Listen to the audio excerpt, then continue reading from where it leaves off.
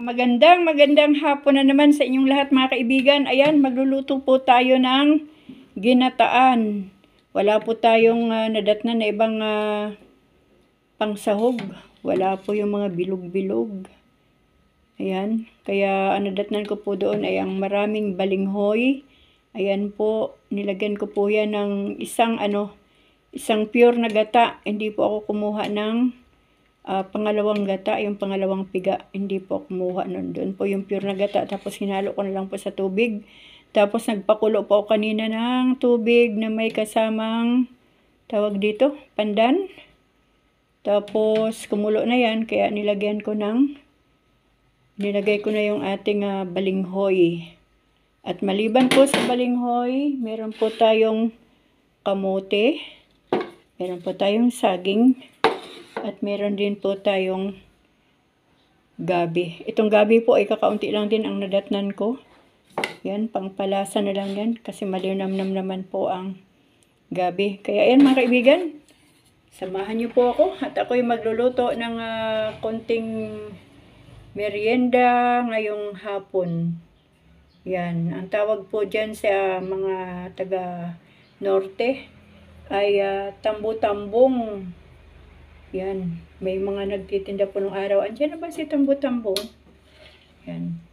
At saka pag ganyan po na ginataan, huwag po nating takpan mga kaibigan kasi mamumuo po ang gata. Kamuting kahoy na lang po ang mas marami. Kaya yun na po ang ating nabili. 2 piraso.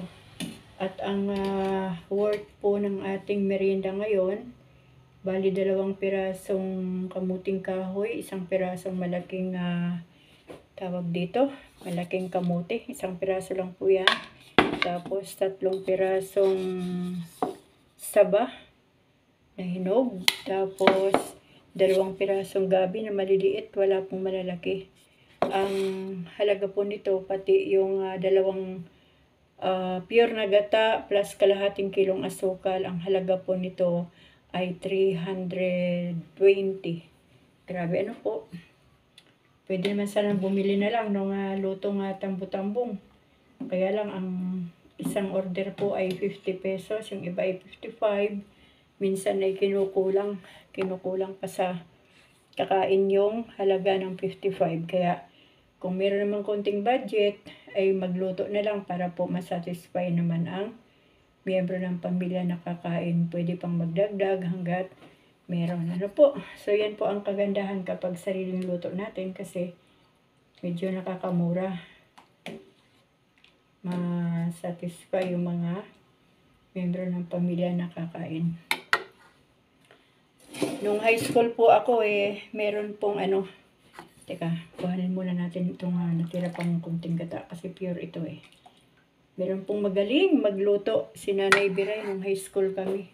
Araw-araw yan ay nagtitinda ng merienda sa mga school. Kaya hanggang ngayon wala pa po akong natikman na kasing sarap nung luto ni Nanay Biray. Doon po sa amin sa Sibuyan Island sa bayan ng Kahidjukan. Nag-iisa lang po yun si Nanay Biray na merong ganong sikretong luto na masarap. At wala pong nakapagmana. Dahil yung kanyang nag-iisang anak yata, isang anak lang yata yun ay pulis. Kaya walang nagmana ng kanyang langkuga. Tawag po yan sa amin sa Sibuyan ay langkuga. Yan po ang langkuga. Tapos nilalagyan po niya yan ng sago. Wala na po akong sagong na datnan sa talipapa mga kaibigan. Kaya wala pong sago yan. Ganyan na lang po ang ating kinataan. Tapos mamaya, pag naluto na po yung mga sahog niya, ilalagay ko naman uli yung pure na gata. Kamusta po kayo? Ano po ang inyong merienda mga kaibigan? Sana po ay may merienda ang lahat. Ano po? Kung minsan naman, pag wala po tayong merienda, kapag meron po tayong sobrang kanin at may natirang ulam, pwede na pong merienda yon. Excuse po. Ubo-ubo tayo. Kung ano po yung nandyan, ay yun na po ang ating kainin. Ilalagay ko po itong gabi agad. Kasi gusto kong madurog itong gabi kasi wala po tayong pangpalapot na na yung powder. Kaya itong gabi na lang ang ating pangpalapot. Kasi pag naluto ng ayos yan, yung malambot na malambot, ay nadudurog po yan at pangpalapot din po yan ng sabaw. Siyempre, andun na rin po yung lasa niya bilang gabi. Kaya okay lang po yan na madurog. Kasi wala po tayong powder, wala po yung malagkit na powder na panghalo dyan. Yung ganyan ni Nanay Biray nung araw, nung ako ay nasa high school pa lang, hindi po powder ang hinahalo niya, kundi mismong malagkit na na bigas ang kanyang hinahalo. Kaya doble po ang sarap kasi meron ng malagkit na bigas, tapos meron pang mga halo. Yan mga kaibigan, kamusta po ang buhay-buhay natin? Pintuhan po muna tayo ng konti. Ngayon po ay March 2 na. Nakakatuwa naman ang panahon natin. Ang bilis ng panahon. Talagang nagmamadali na. Nagmadali yung February. Ngayon, March 2 na uli. Ang bilis uli ng March. Parang malilate sila. Kaya nagmamadali. Iluluto po natin mabuti ang kamuting kahoy o balinghoy kasi kapag hindi po yan naluto ng mabuti, pangit po na nguyain, matigas. Sana lang yung ating kamuting kahoy ay malambot, hindi yung matigas. Pero ngayon naman ay summer naman. Ibig sabihin maganda na po yung klase ng kamuting kahoy. Kapag tag-ulan kasi mga kaibigan, yung kamuting kahoy, tawag sa amin sa Sibuyan, matalik. Aywan ko kung anong tawag sa Tagalog. Hindi ko po maalala ang tawag sa Tagalog ng matali sa amin.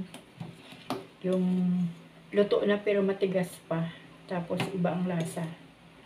Ito po ay mukhang maligat naman itong nabili ko.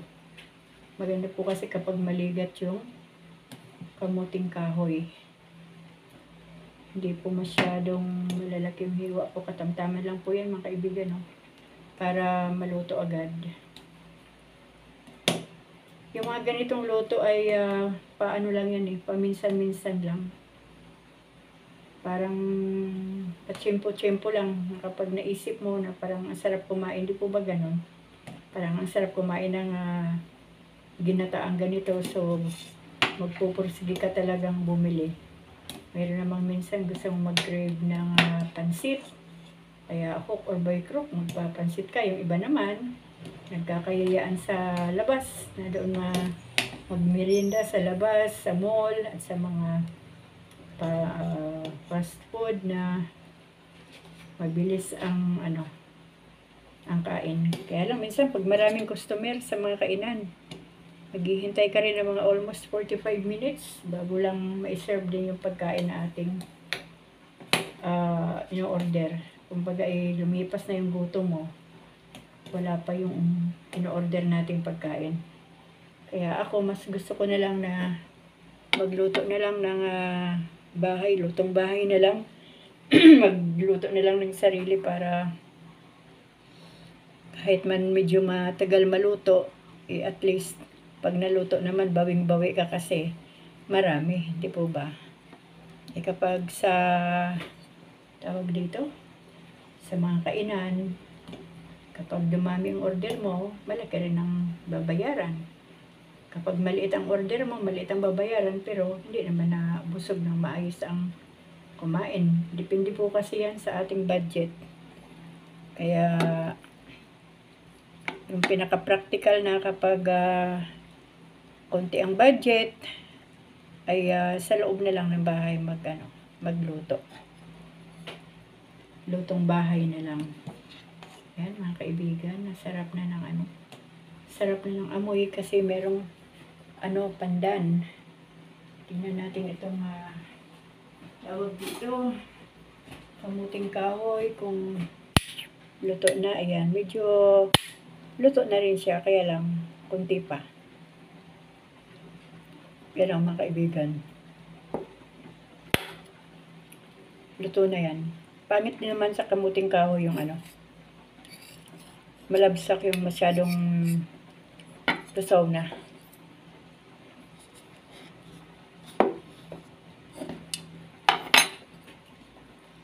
Maya ilalagay na po natin ang kamote. Kasi luto na yung ating balinghoy. Ang ating gabi ay paluto na rin. Ako po kapag naggagata ng ganyan, medyo maraming ito, 3 piraso. Hindi ko po masyadong ilalagyan ng maraming saba kasi parang umaasim po ang lasa kapag maraming saging. Alalay lang. Lagay na po natin ang kamote. Nahugasan ko na po yan lahat. Pagkabalat po niyan ay hinugasan ko ulit.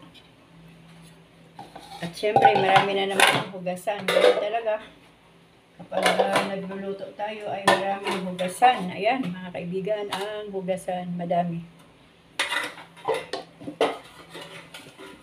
Bawi naman yan pag nakakain na tayo. May lakas na para maghugas.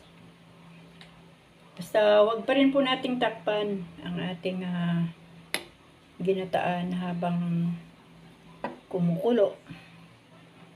Habang niluluto pa natin. Maraming salamat po pala sa inyong lahat sa pagtangkilik niyo po sa aking mga content. Pagpasensyahan niyo na po yan mga content ng inyong Nanay Riley. Kasi pag-good vibes lang po talaga yan lahat. Kaya sa mga naiinis, sa mga nagagalit sa aking content, ay huwag po kayo magalit mga kaibigan kasi pang-good vibes lang po yan. Pangalawa, pang-exercise ko din po yan sa aking sarili. Pangatlo, pang-reels ko po yan, content ko po dito sa Facebook. Kasi ganyan po talaga kapag tayo po ay naka-open ang dashboard ng ating mga Facebook, naka-professional mode, ibig sabihin, meron po tayong pakay bakit tayo nag-open ng ating dashboard o bakit tayo nag-professional mode. Siyempre, kailangan po nating kumita yan. Isa rin po yan sa sa pakay ng mga tao kung bakit nagkaroon ng mga reels, bakit gumagawa ng reels, bakit gumagawa ng content. Kasi sa pamagitan po ng content, yan lang po tayo magkakaroon ng views. So, ang views po ang binabayaran ni Facebook. Yung mga views natin, kung ilan po ang views ng ating mga reels, kung ilan ang views ng ating mga post, kung ilan ang views ng ating mga live, yung mga pictures, lahat ng ating nilalagay sa ating Facebook account na naka-professional mode, ay may bayad po yan kapag tayo po ay na-monetize o kaya nagkaroon po ng ads on reels, yung ads sa ating mga long videos, may bayad po yan. Kasi di po ba mga kaibigan, gumagamit ka lang din naman ng Facebook o di pagkakitaan na, kasi sayang din yun, di ba? Lahat naman tayo nangailangan ng pera. Sino bang hindi nangailangan ng pera sa panahong ito, di ba? So, yung mga tao po sa loob ng bahay, o kahit naman yung mga nagtatrabaho, at gusto pang magkaroon ng pandagdag na income, nag-o-open po sila ng kanilang dashboard, kumbaga para maging professional mode po ang kanilang Facebook account o Facebook, ano po ba tawag doon, page. Para po kumita. Iba po yung kita sa Facebook page at iba rin po yung kita dito sa personal nating Facebook account.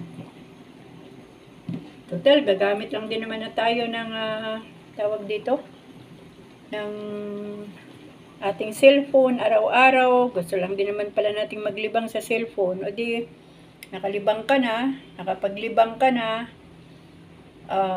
may pangkabuhayan ka pang parating. Tapos, nakakapagbigay ka pa ng ngiti sa mga natutuwa sa iyong mga content. Kaya sana po, matuwa na lang po tayo. Kapag may dumaan po na content sa ating mga timeline at hindi natin type, scroll na lang. Huwag na tayong mag-comment ng kung ano-ano. Huwag na tayong magsalita. Huwag na tayong mag-isip kasi magiging apektado po yung ating puso doon kapag tayo ay nainis. Wala na po akong kasalanan yan, mga kaibigan, kung merong naiinis sa aking mga post, sa aking mga content. Yan po ang gusto kong gawin dito sa Facebook, kaya sorry na lang sa mga naiinis. Hindi po ba? Kasi kapag nainis tayo, marami pong kahulugan ng pagkainis. Akala niyo po ba madali lang gumawa ng content sa Facebook? Hindi po ganun kadali. Hindi rin ganun kadali mag-post ng o gumawa ng long videos. Kaya ngayon, ginagawa ko. Hindi rin po madaling gumawa nito. Kasi kung hindi ka sanay mag-vlog, hindi mo alam kung anong sasabihin mo. Hindi po ba? Pwede kang maubusan ng kwento. Pwede kang maubusan ng salita. Ganun po ang ganun po ang pagbablog. Kasi kailangang ingatan mo ang iyong vlog na wala kang masasagi, na damdamin, o kaya ay wala kang masabing salita na ayaw ni Facebook. Marami pong salita na hindi pasado kay Facebook. Kaya minsan nakakalimutan ko rin yung mga salita na yun. Ayawan ko kung nababanggit yun. Pero wala pa naman po akong long video na nagkaroon ng violation. Isa na nga wala. Kasi kadalasan ng violation kapag marami ng views, comments, likes, ang isang tawag dito, videos o content, tsaka lang lalagyan ni Mita ng Ayan na po yung ating pangalawang gata. Ayan, bumuo na. Yan po yung gata pa natin na pure po yan. 40 pesos po ang kilo ng gata ngayon. Kaya 1 kilo po yun. So, bali 2 kilong gata po yan ang aking binili. Nilagay ko kanina bago ko pinakuluan. Ayan na po ang ating sabaw. Ayan. Maganda po yung medyo marami-raming sabaw.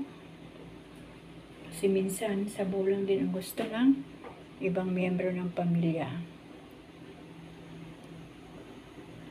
Ang panahon po natin ngayon ay talagang kailangan ng haluan ng practical. Kasi kung wala pong halong practical ang buhay natin, ay hindi po maayos. Kung lagi tayong mahiyain, lagi nating isipin yung masasabi ng ibang tao, hanggat wala po tayong ginagawang masama, huwag po nating tignan yung huwag intindihin yung masasabi ng ibang tao. Kasi ang tao, mga kaibigan, mabuti man ang gawin mo o hindi mabuti, may masasabi pa rin talaga yan. Kaya kung ano yung gusto mong gawin, nasa tingin mo ay wala kang masasagi, nasa tingin mo ay wala kang madi-disobedience o may disobey, wala kang mahuhusgahan, ay gawin mo lang. Kung ano yung talent na meron ka, sige, pakita natin dito sa social media. At hindi po tayo pumarito sa social media para po ipalapastangan ang ating pagkatao o ipalapastangan ang pangalan ng ating Panginoon. Kundi gumagawa lang po tayo. Parang trabaho lang po ito. Pero piliin din po natin yung content na matino kasi may mga content din po ngayon na talagang nagiging dahilan kung bakit nagkakasala ang mga kapwa natin. Kaya doon po sa mga masyadong conservative, scroll nyo lang po. Ganun lang po yung sekreto doon. Scroll lang. Para hindi po kayo naiinis. Kasi kapag nainis po kayo, ay talo po kayo ng inis. Pwede po tayong ma-high blood. Pwede tumaas ang inyong BP nang dahil lang sa content na nakita ninyo. Huwag ganun. Huwag ninyong ipagpalit yung buhay ninyo sa content na inyong nakita. Dapat kalma lang. At saka, unawain din natin bakit nila ginagawa, bakit nila nagawa. O di po ba? May mga dahilan po yan. Yung uri ng content na ating napapanood, may mga kanya-kanyang dahilan po yan ng tao. Kaya hindi po natin sila pwedeng husgahan. Baka merong nagmamadali na makakuha ng million views, na mamonetize na dahil kailangan na ang pera, kailangan kumita. Pero tandaan din po natin na ang buhay po o pag-unlad ay hindi po yan magic. Hindi po yan minamadali. Pinagtatrabahuan po talaga yan. Yung talagang dadaan po yan sa proseso na paghihirapan natin. Kasi yung proseso po na hindi pinaghihirapan, na gusto nating magkamal ng salapi, na hindi natin pinaghirapan at yung pinaghirapan ng iba ang nagsasalahan, bali po mga kaibigan. So, bali po yan. Yan, ilagay ko na itong kasi tigas-tigas po itong saging natin kasi hindi naman masyadong manibalang. Hinog na rin. Kaya lang ang saging ay matagal-tagal din maluto yan. Yan po ang ating tambo-tambong sa Ilocano, langkuga sa Sibuyan Island, at bilo-bilo naman. Ginataang bilo-bilo dito sa Calamba. Dito po yan ang tawag nila ay ginataang bilo-bilo. Kaya lang kulang po yan ng sahog. Wala po tayong yung mga bilog-bilog. Wala rin po tayong powder na pangpalapot. Kundi ang pangpalapot lang po natin ay kapag nadurog po yung balinghoy, yung gabi, yan na po yan ang pangpalapot natin. Mamaya na po natin yan lalagyan ng asukal. Tuyuin pa po natin ng konti. Medyo mahaba din yung ating video mga kaibigan, pero pagpasensyaan nyo na po ha, kasi gusto ko lang talagang makita din ninyo yung proseso na hindi po ganoon kadali magluto ng ginataang bilo-bilo. Talagang marami pong proseso. Dapat nga po yan, may gata pa, gata, ano bang tawag doon? Yung bilog-bilog, yan, nakalimutan. Sago, yan. Wala po tayong sago, tapos mayroon pa po yung binibilog na tawag doon, na powder na malagkit. Wala rin po tayo noon. Puro po yan. Kamuting kahoy, kamote, saging, at saka gabi. Ang ganda po ng kulay ng kamote, oh. Orange. Yan, yun lang nagpapaganda dyan sa ating ginataan yung kulay orange na kamote. Nilakasan ko po ng konti ang apoy para natuto na siya ng mabilis.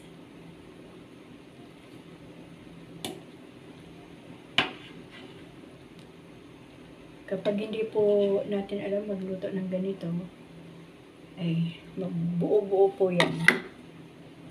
Kasi yung iba, hindi alam na hindi pala pwedeng takpan habang niluluto ang ginataang bilo-bilo.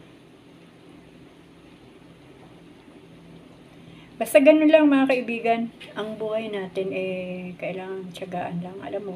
Alam niyo po, dumarating din sa punto ng buhay ko na talagang pag may naaalala akong mga mapapait, masasakit na ginawa ng mga tao sa buhay ko, talagang nakakaramdam din po ako ng galit. Kung minsan, kaya lang kailangan pong mapawi agad ang galit kasi baka po humantong na sa pagkakasala. Mahirap po Grabe po ang buhay ng tao, para bang ikaw na yung naapi, ikaw na yung nilait, ikaw na yung Parang trinatong parang basahan ng ibang tao, pero ikaw pa rin ang magpapahinuhod, ikaw pa rin ang magpapatawad, di po ba? Pero ako po sa ngayon, may natutunan po akong isang bagay sa buhay. Kasi the more po na nagpapatawad tayo mga kaibigan, ulit-ulit din po tayo sinasaktan ng mga taong pinapatawad natin. Paano ba tayo makakaraos o makakaalpas sa ganyang sitwasyon ng buhay? Hindi naman pwedeng patawad habang buhay. Ano po? Wala pa pong nakagawa siguro ng ganyan. Kaya ako, mas mabuti pang lumayo sa mga tao na mahilig manakit para hindi manatili yung sakit sa kalooban mo. Mas mainam pa na lumayo sa kanila kasi baka isipin nila, okay lang to, sanay na to sa sakit. Hindi naman po ibig sabihin na kapag tayo na sa Panginoon na sanay na tayo sa sakit. Kaya nga po tayo umiiwas na masaktan para hindi po tayo magkasala. Kasi wala pong perpektong tao, wala pong gusto yung sinasaktan ng kanyang damdamin. Wala pong tao na gusto yung tratuhin kang parang basahan ng kapwa mo. Wala pong ganong tao. Ang gusto ng tao payapa, masaya, at yung meron kang value, yung pagkatao mo ay may value. Yan po ang gusto ng tao. Walang tao na gustong yurakan yung kanyang pagkatao.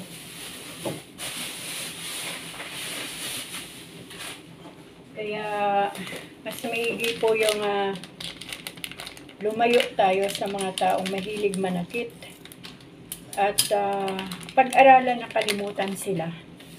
O kung hindi man sila makalimutan, pag-aralan natin na maging ibang tao na sila o ordinaryong tao na lang sila na hindi na natin bibigyan ng pagkakataon na masaktan ang ating damdamin. Ayan, nilagyan ko po yun mga kaibigan ng asukal para magkaroon na po, ma-absorb na ng tamis yung ating mga pinatawag dito, ang ating ginataan. Yan. Kulang pa po ng asukal, lagyan pa po natin. Kalahating kilo po yan na was sugar. Wala rin po ako makitang kulay pula o mas brown pa. Kundi yan lang po ang aking nakita doon sa tindahan. Kahit tayo po ay mahirap, kahit po ang buhay natin ay simple lang, huwag po nating hayaan na tayo po ay apak-apakan ng mga tao. Kahit pa po sabihin natin na tayo ay born again, Kristiyano tayo, totoong may tamang relasyon at pananalig tayo sa Panginoon, pero huwag po nating hayaan na apak-apakan po yung ating pagkatao. Ipaglaban po natin yung tama at ang katotohanan na kahit sino mang tao, mga kaibigan, ay walang karapatan na tayo po ay apak-apakan, na ang kapwa nila ay tratuhin nila na parang walang kwenta. Alam niyo po, sa harapan ng Diyos, lahat po ng nilikha ng Diyos ay mahalaga sa Panginoon. Mahal ng Panginoon. Matindi po yung value natin bilang tao. Alam niyo po ba? Ang lumikha po ng buhay natin, yung ating pisikal, ng ating hininga, ay ang Panginoon. Hindi po ang mga scientist ang lumikha ng tao, ang Diyos po. Ang hininga na meron tayo, mabuting tao, masamang tao, mabait na tao, hininga po yan, extension po yan ng hininga ng Panginoon. At sinabi rin sa salita ng Diyos na ang tao na nilikha ng Diyos na kanyang kawangis ang pinakamahalaga at pinakamaganda para sa Diyos. Tapos, nung nagkasala ang tao, inalay ng Panginoong Hesus ang kanyang buhay para tayo po ay tubusin sa kasalanan kasi ganun po tayo kamahal ng Panginoon. Tapos imagine, buhay ng Diyos ang pinangtubos sa atin, tapos aapak-apakan lang tayo ng mga tao, yung mga tao na masyado pong api ng kapwa. Huwag naman mga kaibigan. Kahit tayo po ay nasa Panginoon na, huwag po nating hayaan na apak-apakan po at lusawin ang ating pagkatao. Wala po silang karapatan na lusawin ang ating pagkatao kahit sino pa sila. Kahit man kadugo pa natin sila, kahit man mayaman pa sila sa buong mundo, kahit man mga tao na nakatulong sa atin, dahil ba nakatulong kaya pwede na lang yurakan ang ating pagkatao. Huwag naman ganun. Kasi sinabi din naman ng Panginoon, kapag tayo ay tumulong sa ating kapwa, hindi ang kapwang iyon na tinulungan natin ang gaganti, kundi ang Panginoon pa rin ang magbibigay ng bayad doon sa gumawa ng kabutihan. At hindi po yung ating pagkatao ang pambayad doon mga kaibigan. Ayaw po ng Diyos yun. Ayaw po ng Panginoon na ganun ang mangyari. Kaya para po makaiwas na tayo, simulan po natin sa proseso na ipagamot muna natin sa Panginoon yung ating mga puso at patawarin na rin natin sila ng lubusan. Pero pinatawad na, aayaw na tayo. Lalayo na tayo sa kanila kasi kapag sila ay hindi tunay na mga anak ng Diyos at wala sa kanila yung tunay na pag-ibig ng Diyos, uulit-ulitin lang din naman nila yan mga kaibigan na gawin sa kapwa nila kasi tinatanggap lang ng paulit-ulit ng kapwa nila. Kaya bigyan po natin ng break yung buhay natin na hindi tayo pwedeng habang buhay ang mga taong yun ay gagawin nila yung bagay na hindi tama sa mga buhay ng kapwa nila o mga kadugo nila na gusto nilang lapastanganin. Ako po ay sobrang mapagmahal po ako sa aking mga kamag-anak, mga kaibigan, mga kapatid kay Kristo. Pero kapag dumarating po na paulit-ulit na lang din naman ako na nasasaktan, ay mas nanaisin ko pa pong lumayo. Yung walang balitaan, walang usap, pero andoon lang sila sa puso mo at patuloy mong pinapanalangin na nawa ay makaranas din sila ng pag-ibig ng Diyos upang sa ganon, hindi na nila maipagpapatuloy yung mali na kanilang ginagawa sa kanilang mga kaibigan, sa kanilang mga kapatid, kay Kristo, sa kanilang mga kadugo, o mga kapatid sa laman, di po ba? Kasi kahit papaano, kahit man tayo lumalayo sa kanila, andoon pa rin yung ating pagmamahal sa kanila. Kaya nga po, patuloy tayong nagpipray sa Panginoon na nawa ay maliwanagan ang kanilang kaisipan at magbago at maranasan talaga yung pag-ibig ng Diyos para hindi na magpatuloy yung sa tingin nila ay tama ang kanilang ginagawa. Alam niyo po, kapag nakakapanakit na po tayo ng damdamin ng ating mga mahal sa buhay o mga kaibigan, kakilala, hindi na po yun tama kasi nakakapanakit ka na eh. Pero kung nakakapagbigay ka ng galak at naipapadama mo yung pagmamahal, maganda po yan ang samahan. Kaya mga kaibigan, tandaan po natin, napakamahal po ng value natin sa harapan ng ating Panginoon. Ganun po tayo kamahal ng Diyos. Kaya huwag po nating hayaan na itapon yung value na yun o mapawalang halaga ang value na yun. Manatili sa buhay natin yung value na binigay ng Diyos sa atin. Na huwag po nating payurakan ng kahit sino pa man. Pwede po tayo magpatawad, pwede po tayo magalit, pwede po tayo magtampo na hindi nagkakasala. Kaya kailangan po natin lumayo ng lubusan, yung lubusan na paglayo.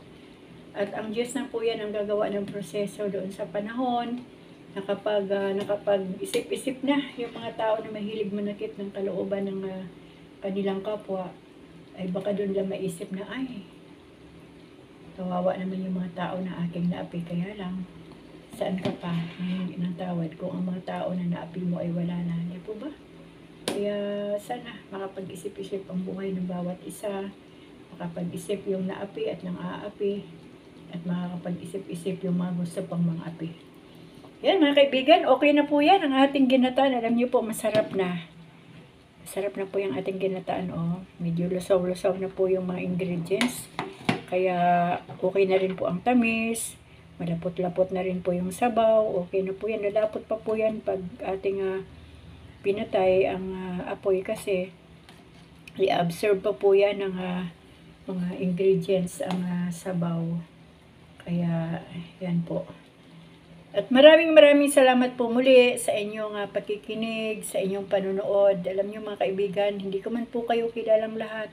Sa akin po subscribers ngayon na 2,300 plus, alam niyo po, hindi ko man po kilala ang karamihan sa inyo at wala nga po akong nakikita dyan na aking mga personal talagang kakilala sa comments. Pero patuloy po akong nananalangin para sa inyo na nawa ang buhay natin ay manatili lang sa salita ng ating Panginoon at sa pananampalataya natin sa Diyos. Kaya mga kaibigan, muli magandang hapon po sa inyong lahat at salamat po muli sa inyong kabutihan sa buhay ko na nandyan po kayo sa aking channel, sa aking account. Maraming salamat po sa lahat ng mga subscribers, sa lahat ng mga followers, mga viewers, mga silent viewers, silent listeners. Maraming salamat po sa inyong lahat. Pagpalain po tayong lahat ng ating Panginoon. Amen.